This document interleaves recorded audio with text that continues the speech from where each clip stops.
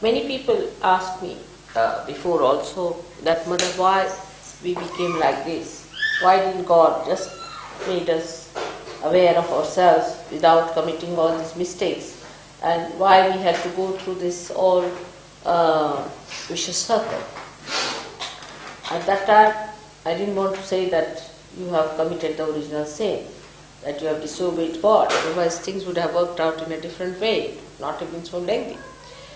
Because if you tell them that, then there's another thing that happens to them is that they become left-sided and they start feeling guilty about the original sin, you see. So we have to jump from ego to original sin part of it.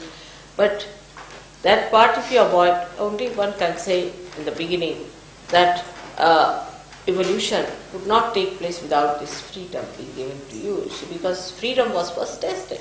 That you were given a freedom, you had a nice place to live in, you lived in the complete protection of God, in the Garden of Eden, you can say, the beautiful, everything was wonderful. Nothing was missing there. But despite that, human beings, you see, when they had the freedom, just the freedom was going to be tested, immediately they took to these baser things. You see.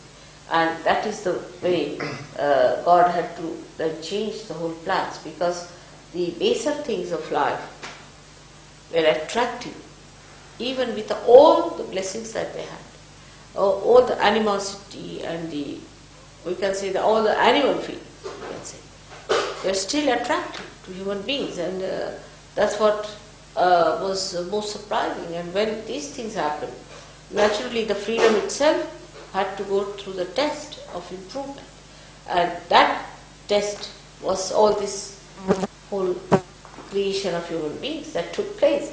But to tell them all that it is only the original sin which has created a problem, then they sit down, oh God, why did we create the original sin? So it's better to tell them that it is inevitable for your evolutionary process that your freedom must be tested. Because if you have to enter into the supreme freedom, you must first know whether you can bear it or not. And in seeing that, so it took so many years for human beings to grow into it, to understand that the man cannot bear anything. He cannot bear freedom, he cannot bear money, he cannot bear position, he cannot bear comfort, he cannot bear anything. And that's what now we are seeing in Sahaja Yoga also. When they get comfort, they just settle down again.